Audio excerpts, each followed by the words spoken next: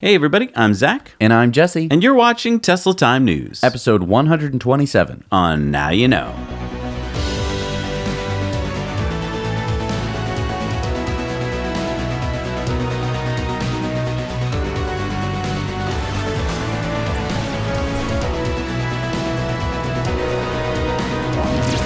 Brought to you as always by our amazing, wonderful, awesome Patreon supporters who make this show possible every week. And the Fairfield Inn and Suites by Marriott in Schaumburg, Illinois, our friends that have a solar-powered hotel. All right, so before we get started, I know that the biggest news story this week was that Maxwell Technologies was being acquired by Tesla.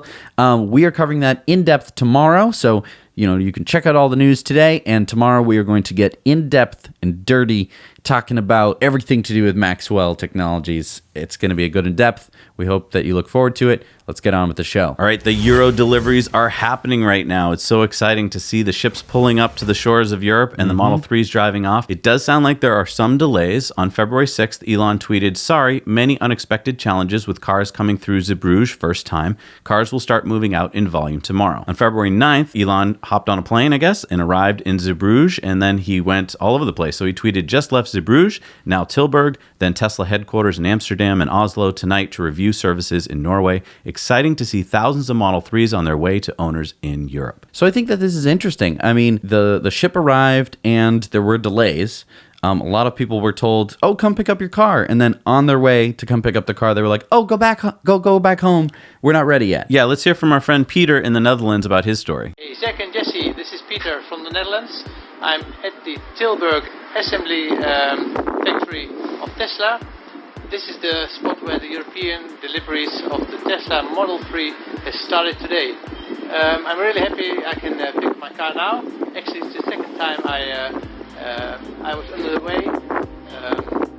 On Wednesday I was phoned I could pick up my Model 3 in the evening, but then last minute it was cancelled. But nonetheless, I'm really happy to see what's somewhere either in this building or behind me. You can see some Model 3s and a huge white tent, so let's see what's going on. So at this moment in the factory, just awaiting the delivery of the car. I think it should be standing out here, so I will be collected any moment now.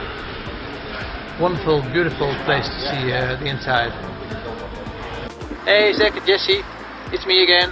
I finally got my Model 3, just charging here at the delivery center in the Netherlands. So actually I'm one of the first persons to get it on the road in Europe. So I think finally the European invasion has begun. So I'm really excited to get into the car and see how she drives. So the good news is it ended well. I mean, there was a Yes. slight hiccup, but he got his car, and congratulations, Peter, and to everyone out there who's getting their Model 3s. This is really exciting, and this is, for us, it's like a flashback to what happened in the U.S. when the Model 3 started coming out, because you guys in Europe, you had to just wait and wait and wait, but now you're getting your car, so we're so excited to see that. So, I mean, I think that it's interesting that Elon had to fly to Europe to kind of oversee things.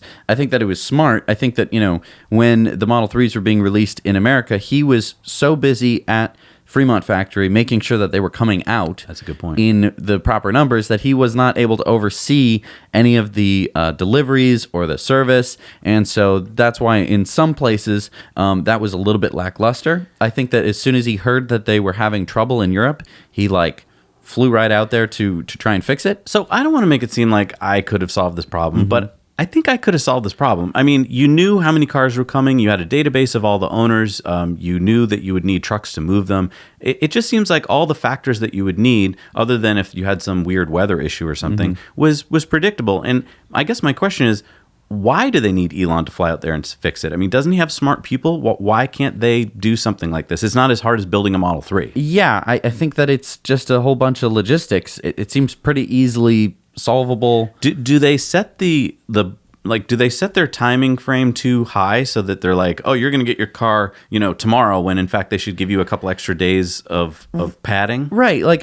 If the boat comes and, give yourself, okay, I think that we need 2 days to get the cars ready to go, and then give yourself an extra day or 2 or 3. I mean, give yourself some margin for error there, because I think, to me personally, if I were to go pick up my car and then they were like, oh, go back home, just kidding, you can't get it, I'd be like, Aw. That's- Whereas yeah. if I still had to wait 2 more days and then it was like, okay, we have your car, it's all ready for you, here it is, I would be like, awesome. There's a value in customer satisfaction, initial customer satisfaction for sure. But anyway, it sounds like everything seems to be now under control. Yeah. So aside from those first few deliveries, I think that everything seems to be running on time. There's more ships coming, and there's more people in Europe who are driving Model 3s. This is so exciting. It really is. And if you're in Europe getting your Model 3, please let us know how the experience went and send us your pictures. There was a story that came out in the LA Times last week that kind of scared a lot of the European Model 3 owners, saying that autopilot may not be approved yet in Europe. What we just heard late last week was that the company that was getting the approvals is all set, and now they're pushing autopilot over-the-air updates to the cars. Now, I just want to point out, this is kind of amazing. They got the approval, first of all, which is awesome. And now they're able to, through over-the-air updates, give everyone autopilot who ordered it. You don't have to bring your car into a service center. You don't have to get your computer changed. It's just automatically over-the-air updating your car. And while we're on the topic of Model 3s in Europe, the European version of the Model 3 has a combo CCS charger port, so it can plug into a CCS Supercharger or at any CCS charger. So in this case, one of the first Model 3s in Europe charged at an Ionity charger and was pulling 117 kilowatts or 770 kilometers an hour with a 39% state of charge. Now, to top that, Fastned had a charger that recorded 126 kilowatt charge, which is 5 kilowatts more than Tesla's superchargers. Not only does this mean that Model 3 owners in Europe can charge at the Supercharger network, which the Supercharger network is now opening up CCS ports for the Model 3s, but they can also be charging fast at all sorts of other charging destinations, which is super great. Moving on with Model 3 news. China. The Chinese import tariffs for American goods are set to go up in April, and Tesla is making a move to sell as many Model 3s as possible before this takes place.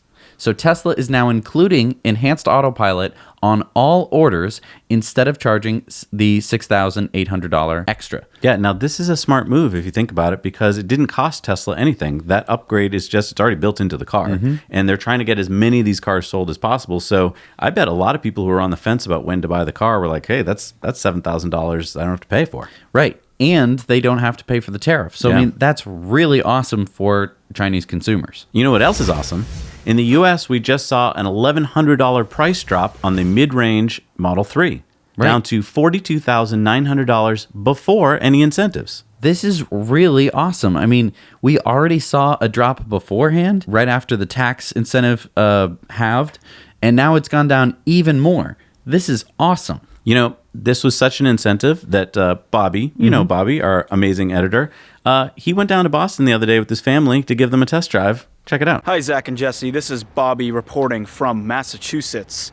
And today, we're going to be going into Boston. And I'm going to be test driving a Model 3 with my family members. And we're going to get their reactions to their first drive in a Tesla. Come with me, shall you?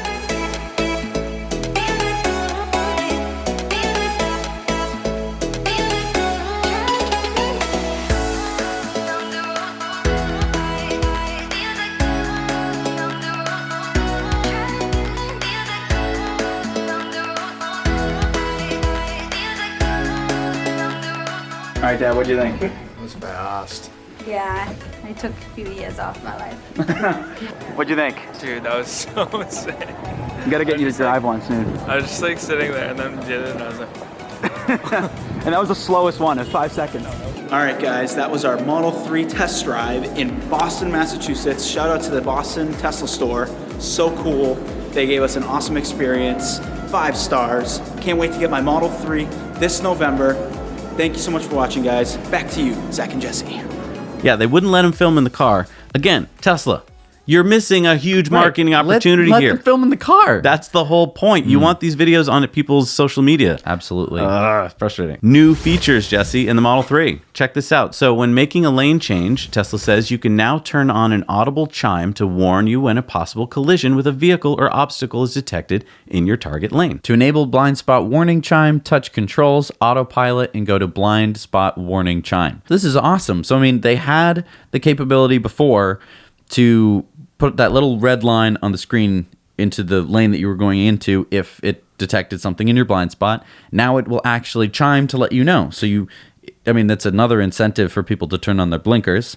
I'm talking to you, Massachusetts drivers. But, I mean, how awesome is that? You didn't have to go in. They didn't have to drill holes in your car or anything. Nope. They just, over-the-air update, boom. Really smart, because I think, having a line on the screen is one thing, but if you're keeping your eyes on the road, which you should be, you're probably not seeing that red line. So Right. even if you're just watching the road in front of you, hearing that chime is going to be really helpful. Get this, according to Tesla, your car can now automatically fold and unfold the side mirrors based on location. So how does that work? So this saves you from having to manually unfold or fold your mirrors each time you arrive or leave a frequented place, such as a narrow garage or parking spaces. So this is kind of reminds me of for cars with air suspension, there are location-based air suspension places where if you're like there's a bumpy driveway, it'll raise the air suspension.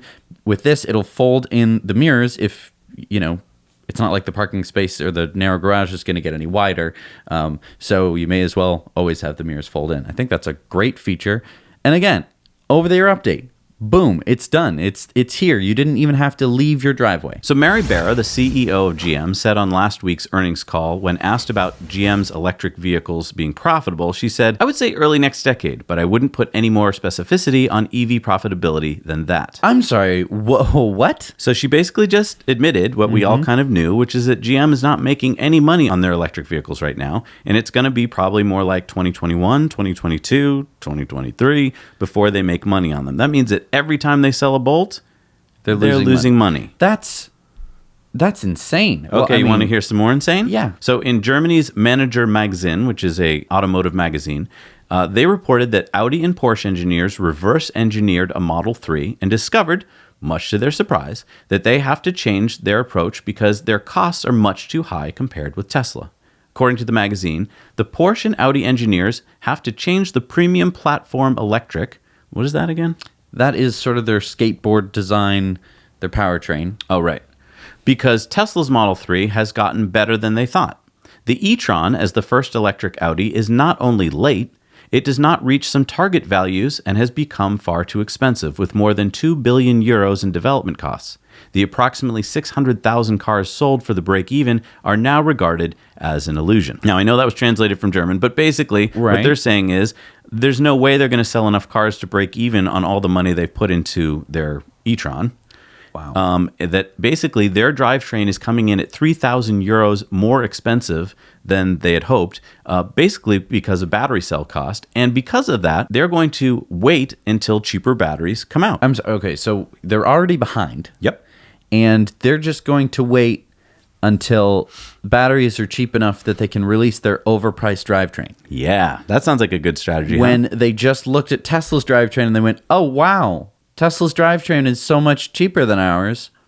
So instead of going like, call up the engineers, we need to come up with a solution, they went, all right, we'll just wait for cheaper batteries to come out. So they're just going to delay their electric cars rolling out because they don't have cheap enough batteries to be able to make money. So that means that basically Tesla is going to have, again, no competition moving forward for another few years. Do you know what this is like? This would be like, if we did a football analogy here, this would be like if your quarterback isn't ready yet, you just basically like, you know what? He'll be ready in the fourth quarter. So you guys go ahead and play, and we'll come out the fourth quarter and catch up. All right, listen, boys, here's what I want you to do. It's fine. The other team's been out there for 3 quarters, but don't you worry. When we get out there, we're going to be ready to take over. All right? All right? We're going to win? It's not even like they don't have a quarterback. It's like they don't have any team. It's like they're just letting the other team run down the field with the ball just for 3 quarters, and then they're going to come out and be like, all right, here we come. Do you see how clueless they are? If you want to compete, you have to be competing. You have to be making your cars continually and innovating. You can't wait until some magic moment. Because here's the other thing. Let's say that magic moment does come and there's some day when batteries get cheap. Do you think Tesla hasn't already gotten cheaper? Right. Where is Tesla going to be at that point? Right. They're going to be cheaper. They're going to have their pickup truck, their semi-truck, their Roadster, their Model Y. So they're going to just have all of these cars out in the field. Exactly. Just, and then you're going to roll out the e-tron. Right. No one's going to want to buy it. They're going to be like, that is overpriced. Right. Tesla has better offerings and no supercharger network. Right. And who's going to make your batteries? By that point, all the battery manufacturers are going to be working with all the companies that are making cars. Yeah. And this goes back to this, this whole FUD argument of like, oh, competition is going to kill Tesla. It's like, competition where? Yeah. Like, they are not selling these cars in high enough volumes to compete with Tesla. Exactly. All right, so a working paper published in August of 2018 by the National Bureau of Economic Research looked directly at the economic costs of the air pollution dementia link. So researchers from Arizona State University looked at 15 years of Medicare records for almost 7 million U.S. adults aged 65 and older. Using EPA air quality data from the same time period, they tracked the individual's cumulative exposure to fine particulate air pollution, known as PM 2.5, along with their overall health and whether they were diagnosed with dementia. They found that higher levels of exposure to fine particulate pollutants over a decade, even well below the threshold mandated by the government, significantly increase the chances of dementia diagnosis. Given the economic costs associated with dementia, the authors concluded that tightening of air pollution regulations could result in enormous cost savings. Now, they estimated that the EPA's regulation of PM 2.5 during the 2000s already saved the country some $150 billion in the form of reduced dementia rates. Okay, so let's break this down a little bit. This study, it was huge, okay? This was not like a 300-person study. This was 7 million people. They were using EPA air quality results, and $150 billion in savings just due to reduced dementia rates. That's the only thing they were looking at when we're talking about pollution. Yep. And that was savings from the 2000s era of EPA regulations, which are not terribly strict. Yeah, I mean, two things you can take away from that is, one is that if you're just looking at dementia, imagine if we've been looking at all the other things that PM 2.5 causes. Right.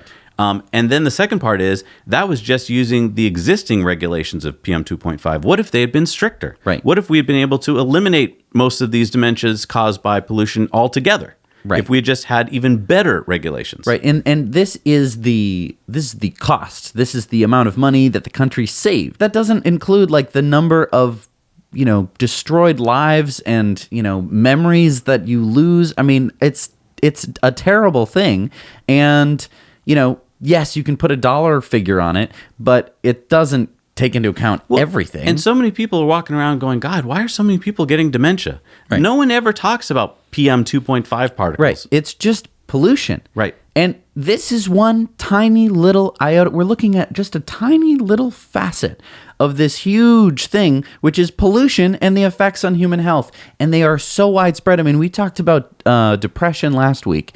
And again, a huge impact just on depression, just based on a small period of time that you're exposed to it. It's unconscionable that we actually submit ourselves, our children, our families to pollution of this level, that we drive around in cars that pollute the exact same pollutants that cause these things. Exactly. One thing we don't mention enough, I think, because we just are so used to it, is we don't have tailpipes on the back of our cars.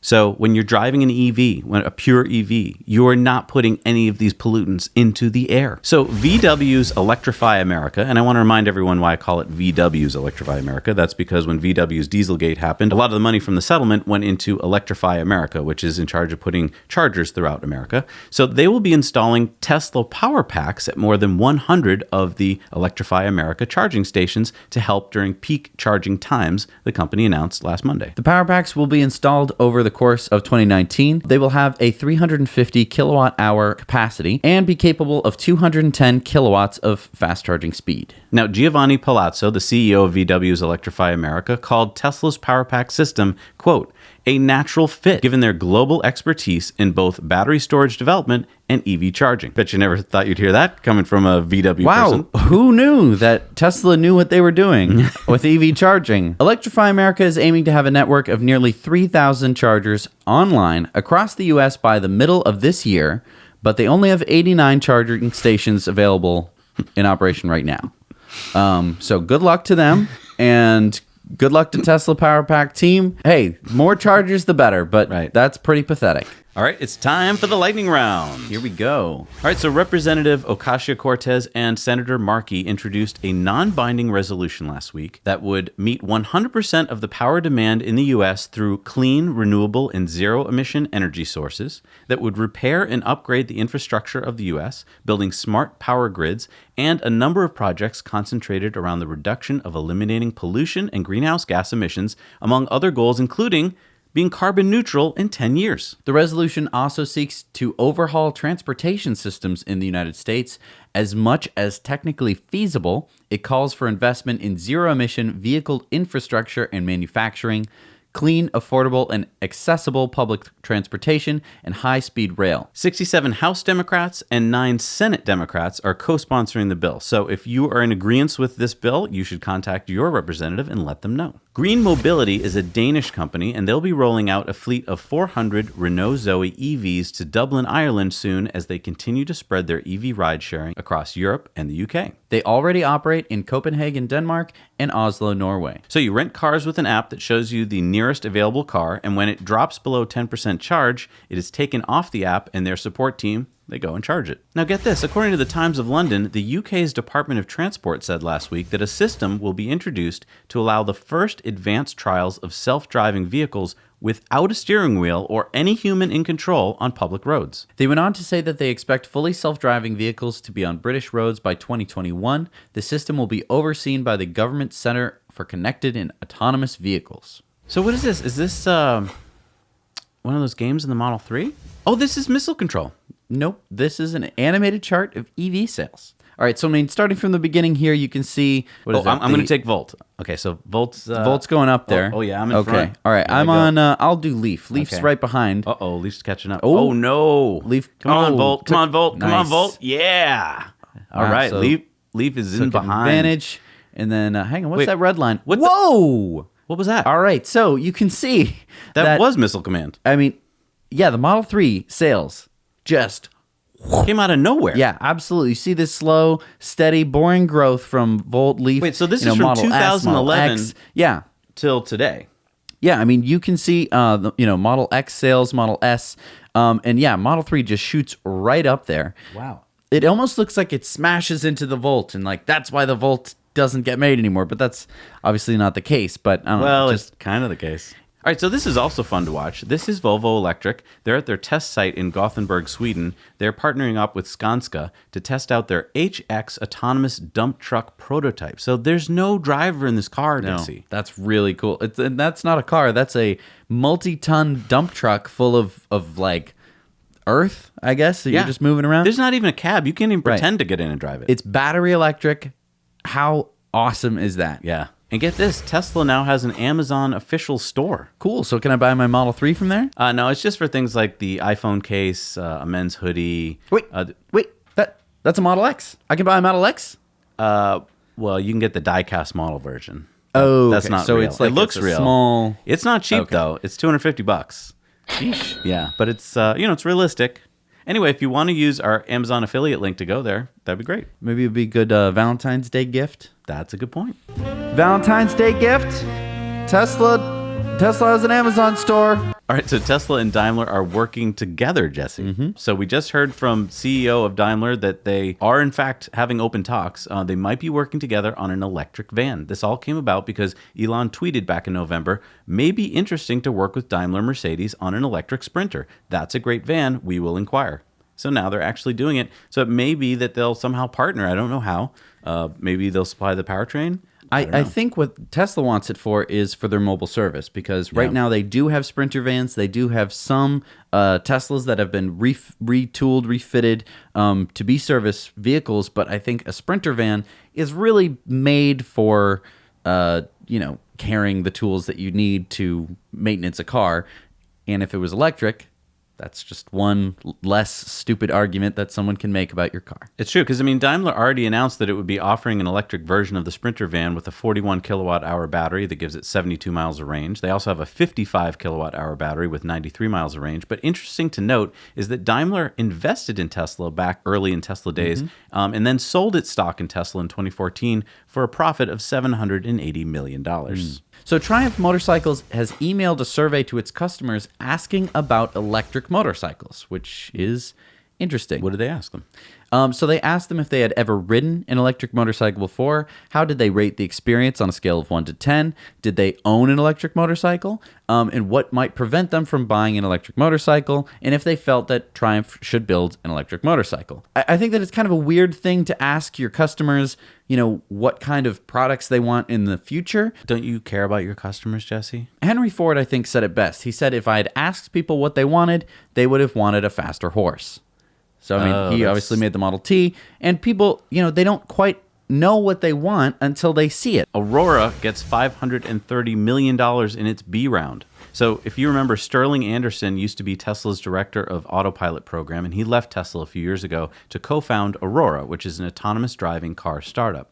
Tesla then sued him for stealing documents and poaching employees, but then they settled without any wrongdoing. Aurora has been making partnerships with VW and Hyundai and has now announced a Series B financing for $530 million, led by Sequoia, and including significant investment from Amazon. Now, Aurora claims to have Aurora Driver, which is integrated with 5 different vehicle platforms and 4 different companies. This is an autonomous suite of sensors and cameras that can make a regular car into an autonomous driving car. All right, it's time for our video contributor story. Who do we have this week? We have Jeremiah in Virginia. Let's check out his new Tesla solar and Powerwall system. Hey, Zach and Jesse, this is Jeremiah from Virginia, and I wanted to show you guys my new solar system. I used your referral code, so thank you for that. I got a 5-year extended warranty on my system, and just wanted to reach out and say thanks and show you guys the system. I have 28 panels. It's a 9.1 kilowatt system. The panels are 325 watts per panel. Here is the inverter and the other electrical components connecting my system to the grid, and then I have power walls on the inside in my basement. The system electrical inspection happened this morning and it passed. I'm still waiting on my net meter for my utility company before I can turn the system on. And here are my 2 power walls, my inside electrical panel. They just mounted right up to my basement foundation wall, and everything's ready for the system to be turned on. So again, thank you for your referral code, and back to you. That's so cool to see it all working. The only thing I wish that Tesla would do is when they put the power wall down in the basement, I wish they'd put it up off the ground a little bit just in case there's flooding or something. You just say that because our basement floods. All right, it's time for the Patreon bonus stories. How does that work again? So if you head over to patreon.com, you can support this channel for $1 or more a month, and you will have access to all Patreon bonus stories. Basically, every week we have more stories that we can fit into this hour-long segment of news. I think you may have noticed that it's quite long, but there's still more interesting, fun stories that we can actually fit into our Patreon bonus stories. You know what we're going to be talking about this week? One of the things we're going to be talking about is Joe Rogan's new experience with his Model S. But that's all I can say. All right, see ya.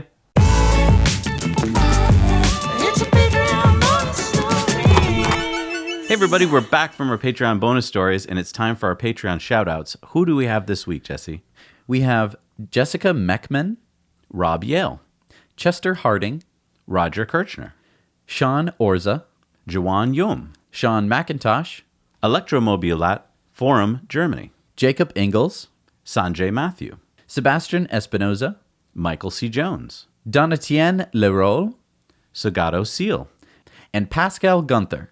Thank you so much for supporting this channel. These people make this show possible every single week. Without them, there would be no show. And now their names go into the end credits. All right, it's time for Elon's tweets of the week. Here we go.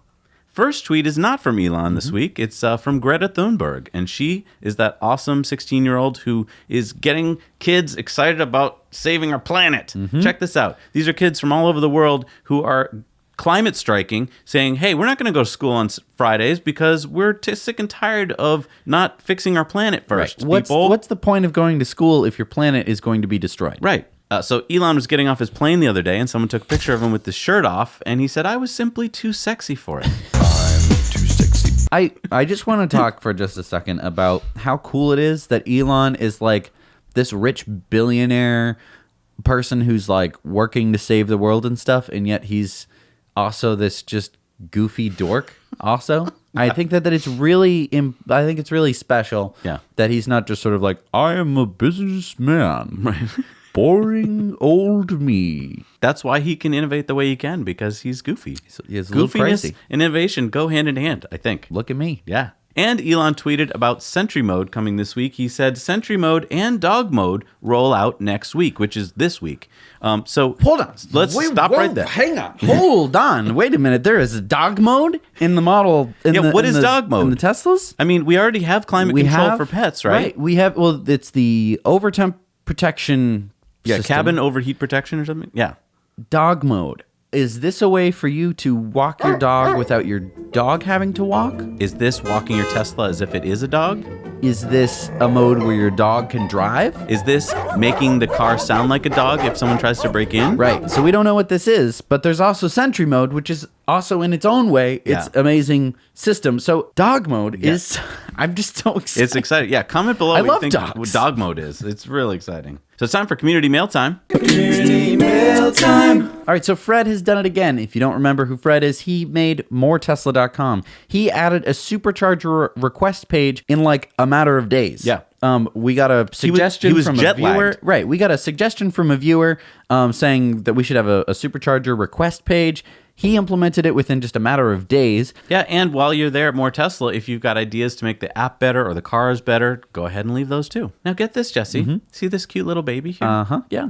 I like nice onesie. Yeah, isn't that a great onesie? That was our little Christmas onesie. Her name is Jessica, or Jessie, and according to her parents, it's possible we may have named our baby after you, Jessie.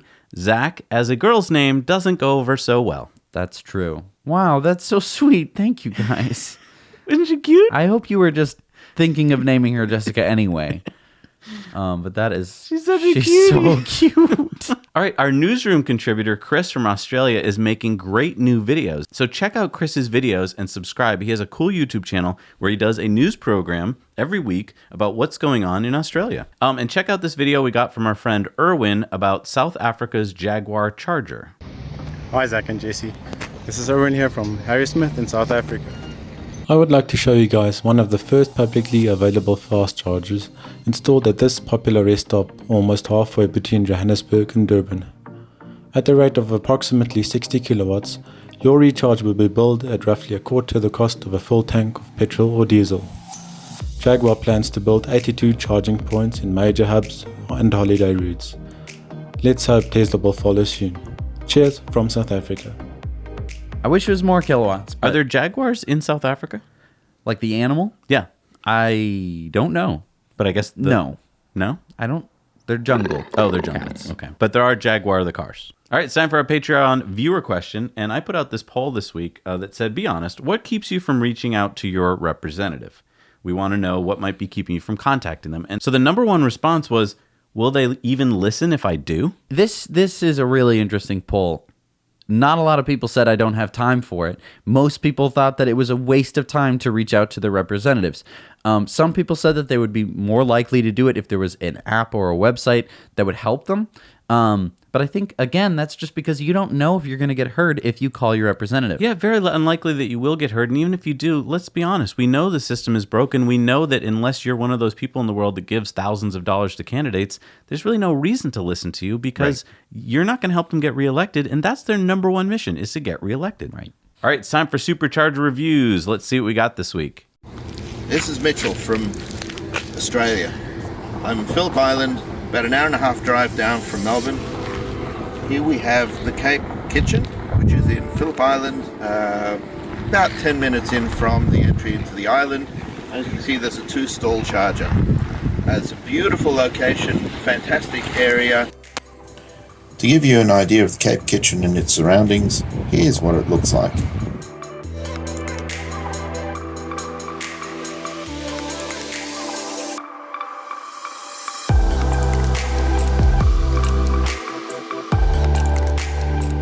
Hi, Zach and Jess. This is Chattanooga, Tennessee, at the airport. It's the only rapid charger up in this area.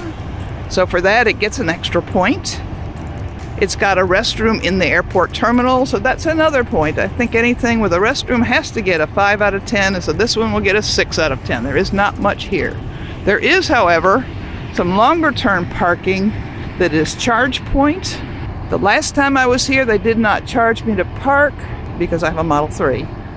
But they did not charge to park unless you were here for more than 2 hours. I'm not sure if that's going to be the same this time. Hi Zach and Jesse, this is Jeremy from Christchurch, New Zealand. Just giving you a quick look at the new Tesla Supercharger that's just opened here in Christchurch. As you can see, it's 4-stall. It is quite tricky to find. It's at the back of a hotel called the George Hotel on 50 Park Terrace. If you want to find it, you'd need to drive down Park Terrace until you see the George Hotel, then enter the front car park and follow the signs to the rear car park of the hotel. And the hotel itself is actually quite a nice hotel. It's one of the more upmarket ones in Christchurch. It also has 2 Tesla destination chargers if you did want to stay here. Hi, Zach and Jesse. This is Eric here in Coralville, Iowa, checking out the Supercharger here. This is in a Hy-Vee grocery store parking lot. There are 8 stalls in total here. As you can see here in the corner of the parking lot. Again, that's in a Hy-Vee grocery store parking lot.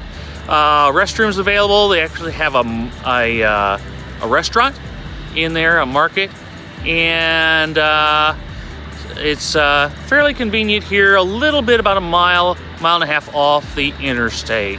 What's up, Zach and Jesse and the rest of the world? We are here in Mellbystrand?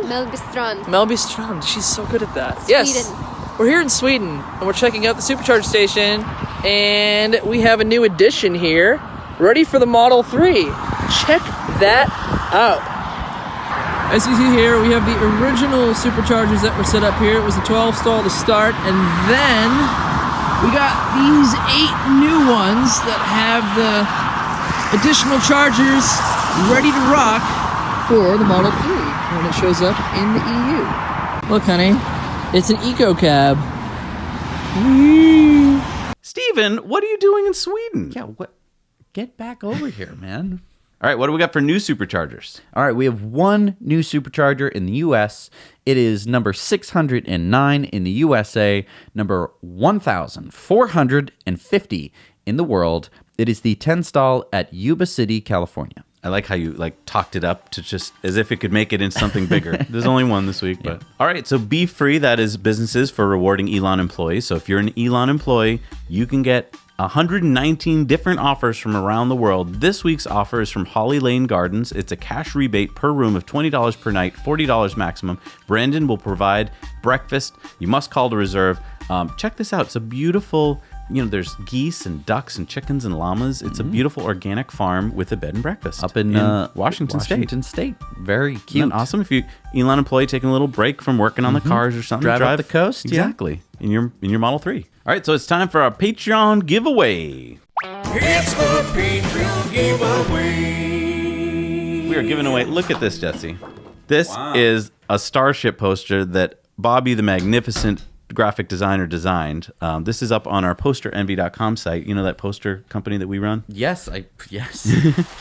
So yeah, the winner this week is going to get this awesome poster. Let's see who the winner is. And we should autograph it too, by the way. Absolutely. All right. And the winner is Valkus. Valkus, you are the winner of the Starship poster. We will sign it for you and send it right out. Well, thank you, everybody. You made it to the end of the show while Jesse signs the poster there. It's fun for us to sign things. I find it fun. Feels kind of cool that people care enough about our signature. And then we send it off. So, we talked about the Tesla Amazon store this week, and I guess I just wanted to remind people that as an Amazon associate, we earn from qualifying purchases. So if you use our Amazon affiliate code, that's really cool. And we've got a code there down the bottom that you can use to go to Amazon, and that's awesome. And Tesla just opened their Amazon store, so you can definitely go check out what they have. You can click that link. It will take you to the Tesla Amazon store and apply our Amazon Associates code. And, you're seeing all these names go by, and they get added to every week as we get more and more. As we do the Patreon shout-outs, we add names to that. Right. And it's just amazing to me. We have almost 2,000 Patreons. Right. They keep the show running because there is so much to the show you guys may not see. I guess you made it to the end. I just want maybe just let a little steam off here. It takes a lot of work to put out a show every single week. Like we've never stopped. No, we haven't taken vacation. We don't take breaks. We have kind of crazy. We've gone on trips and we do it on the trip. Like, yeah, with spotty Wi-Fi. We have to upload like an hour's worth of footage to our editors. They have to edit it all together. I mean, Brent and Bobby also have not had a break in 127 weeks. They have to plan their vacations around it too. Right. It's kind of insane. It's who's making them do this? Right. This is crazy. I mean, it's tough to do every single week. It's really important that we have our Patreons there to support us. I just want to remind all of our Patreons, if you were watching, to sign up for Discord if you qualify, and if you are paying $1 or $2 a month, it's not that much more to get up to our Discord. Discord is so awesome. We've been having so many awesome conversations, looking at all different manner of subjects, from solar systems to electric skateboards. I mean, it's awesome. And everyone on there is so nice. It's such a good community. The communication between people is so smart. Like when I go on there and read, it's not just like, it's really intelligent conversations. Right. They really just pull me in. Like when I go into one of the subjects, I get lost. Sometimes I'm there for like half an hour. And I'm like, wow, that was deep. So for those of you who don't fully understand what Discord is, basically it is a organized chat room of many different subjects, which is curated by our moderators.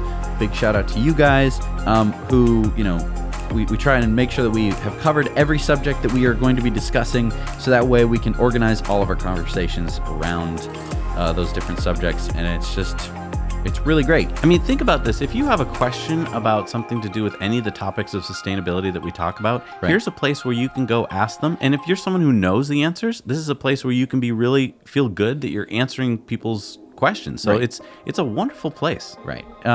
We're just so excited to have started it and for it to have gone so well. I mean, part of me was imagining that everyone would kind of go on there and be like, this is weird. I don't want to talk to other people. But or I thought that the bot that would get you on there would fail, and it would, be a lot of like, no, it works really well. So anyway, and we got big plans for it too. Oh, absolutely. So thank you so much for joining us this week. We hope you enjoyed it. We hope that you join us next week, so be sure to hit the subscribe button.